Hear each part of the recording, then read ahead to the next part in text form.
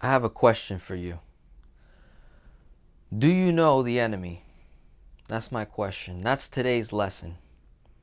Do you know the enemy in your life, in your household, personal relationships, your work relationships, your business, your mindset, your philosophy of life, the way you look at things, the way you look at people? Do you know who the enemy is? Okay? The enemy has the greatest tool that they have is right here. Ignorance. That is the tool that the enemy uses against your mind, your philosophy, your way of thinking, your way of living, the way you treat people, the way you act, how you give, how you receive, all that. Ignorance. Okay? Ignorance means lack of knowledge or information. Very important tools to know. For my middle school students, this is going to be very valuable to you when you know who the enemy is and the tools that they use against you. Okay? So whatever you believe in, whether it's spiritual, religious, or just a personal relationship with God, just know there's an enemy. Would you agree that there is good and evil in everything? Would you agree? In the earth that we live in right now, there's good and evil everywhere, in anything and everything, right? So in order to eliminate the evil, the ignorance, we must acquire this and this to keep our minds from going insane, and also to keep our minds from being ignorant, right?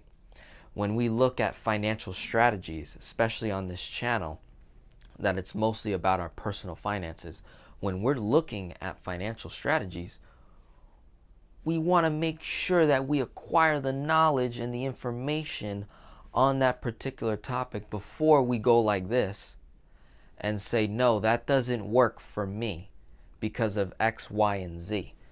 My friend, that right there is your ignorance. That is the enemy attacking your mindset, tricking you to believe something that is not true, right? Or to believe in a false doctrine. Understand?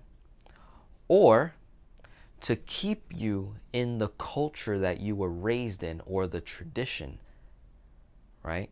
There are many traditions and cultures, especially when you talk about your personal finances, right? Save for a rainy day.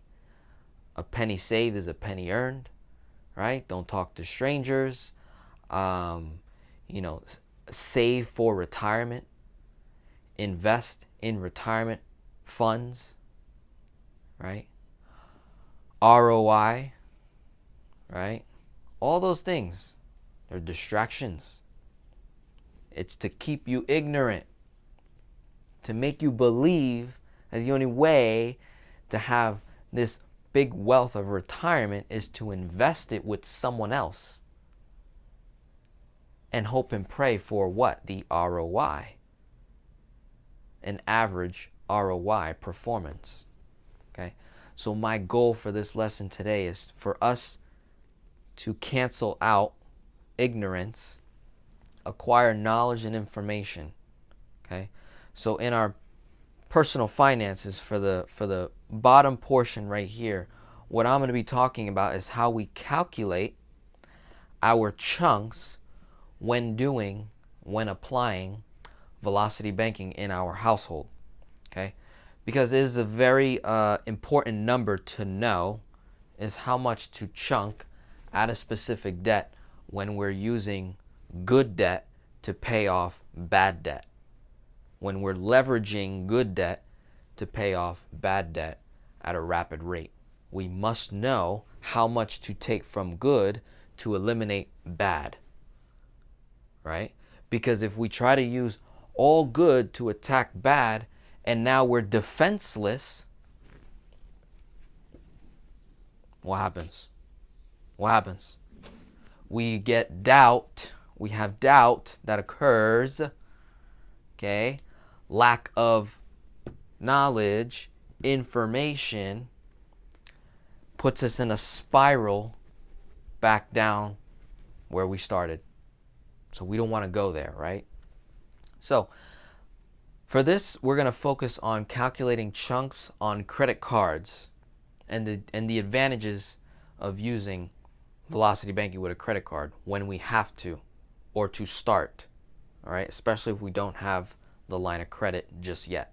So these are for my people that filled out forms that are focusing on credit card payoff before acquiring the line of credit. So from a credit card, the way that I calculate my chunk for the people that I'm working with and for myself is I calculate what can I pay with credit for expenses, right? So I get an analysis of all my expenses and I figure out, okay, food, gas, cable, the internet, the phone bill, the miscellaneous, the going out, the entertainment, right?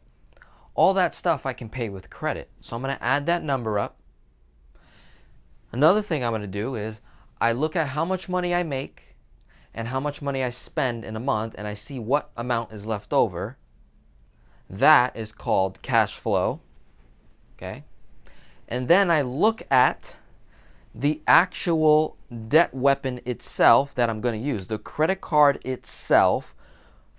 What is the current monthly payment on the credit card itself?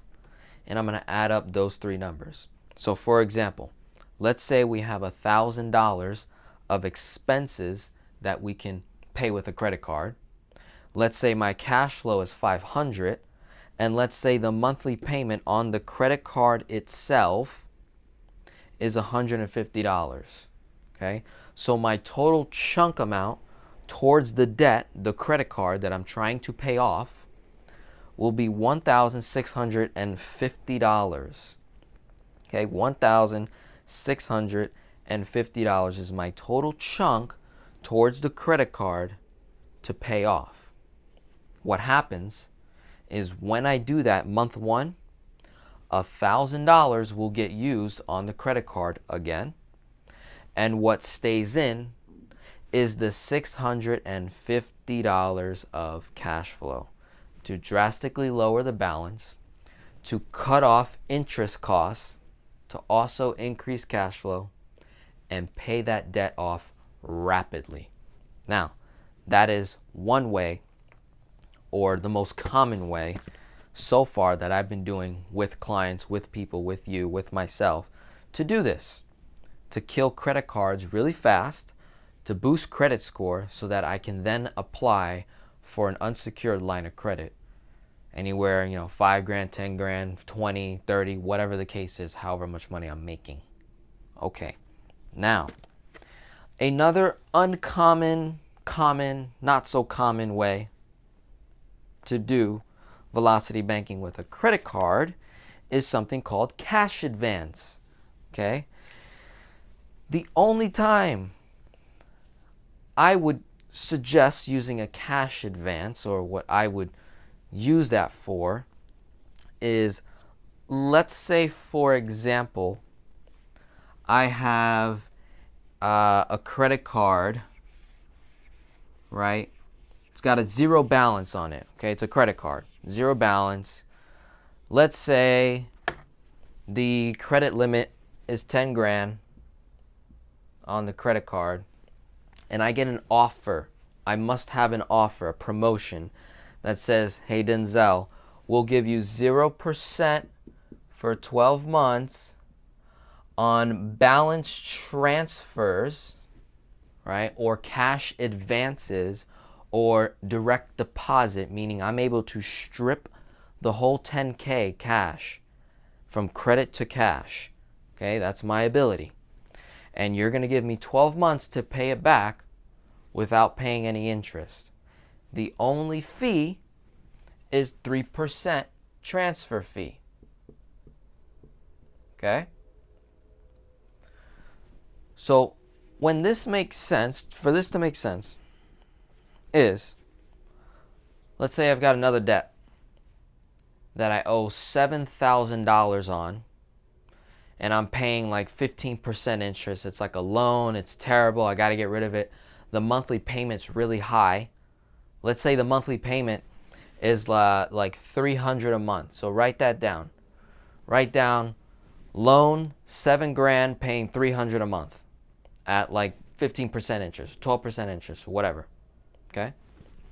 And I got a credit card here for $10,000 at 0% for 12 months on balance transfers, cash advance, direct deposit. Okay? So what am I going to do?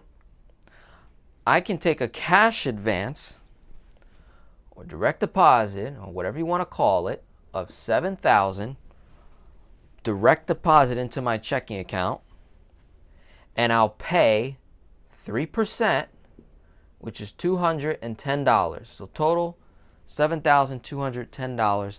I just created a debt on this credit card, a good debt, at 0%. I only paid $210. Okay? With this $7K, I go pay Joe the $7,000 that I owe him on that loan. And now I have an increased cash flow of $300. Let's say my cash flow is $500. Originally, $500 is my cash flow. By eliminating that loan, cash flow goes up to $800. So what I'm going to do is each and every month, I'm going to pay to the credit card $800. And that'll be paid off before the 12-month period, and I only paid $210 to do so. Meanwhile, I saved well over $1,000, $2,000 maybe so on interest, and my cash flow went up $300 in a very short period of time, and I've got 12 months or less to pay back the $7,000 that I borrowed. That is the only time it makes sense. Now, if you're thinking, Denzel, what about doing the whole thing with the expenses and then running the credit? Here's the thing. You only get 0% interest on the money that you strip out of the credit card. If you swipe the credit card to pay your expenses, they charge you interest on that money, right? You'll get charged interest, right, on money after that if you don't pay it back within the 30 days. It's a different story if you pay it back within the 30 days and you don't get charged interest. But my suggestion would just be, just dump your cash flow only, being that you already had 5 plus 3 equals 8, and you know that 7,000 divided by 800 is less than the 12-month period. That is the only time it makes sense for me. Other people, they've got their other ways, but for me, the only time it makes sense is to do that. Okay? And I'm cool with this as long as your cash flow on a monthly basis will equal what you borrowed before the 12-month period expires. Because if you let that expire, they front load all the interest, and now you got to pay interest on all that deferred amount of interest, and that'll get tacked on, and then that's when this strategy blows up in front of you. And then now you're coming back to me and you're like, yo, I don't know, man, someone told me to do cash advance to pay this debt, borrow from Peter to pay Paul, and now I owe Peter and Paul, and I'm screwed. Okay? So that's the only time that makes sense for me. This is the more common way, just using the credit card for whatever the limit amount is on there that you owe, and start stuffing your expenses through that. Part of your income, part of the cash, all of the cash flow, the monthly payment, add that up, bam. Have that thing paid off really, really quickly. This makes sense When there is no debt on the credit card itself, you get the promotion and you have another debt that you want to pay off. Then that makes sense. Then that's cool. That's really quickly too. That's less than a year to kill 7 grand. So technically, what did you do? You paid off 7 over there, and then you paid off another 7 over here. That's 14,000 that you eliminated by using the bank's money to eliminate the first debt, using your income to pay back the debt you borrowed. And your credit score goes way up, right? Does it not? Because you eliminated 7,000 over here, and then you also paid off 7,000 really, really fast. And then that can get you access to what? Bigger lines of credit. So that's when that makes sense. So I'm gonna do another video where I go over how to calculate chunks with lines of credit. That's gonna be a little more expanded out because there's different ways to do it. But I just wanted to go over the credit cards in this video. So I hope that helps. My name is Denzel. If you're here for the first time, welcome. Subscribe to become a part of this family. If you'd like to give to this channel to help it grow, help me reach more people, teach more lessons, help more families conquer their personal finances, click the link below, right, in the description. You can check out my Patreon page. You can see the backstory, what we're doing, what we're working on. Okay, for all my people that filled out forms, or if you're thinking about working with me or you want to work with me, fill out a form below. Love to have the opportunity to serve you best, throw your numbers on the board, and get results. So thank you. Have a great day.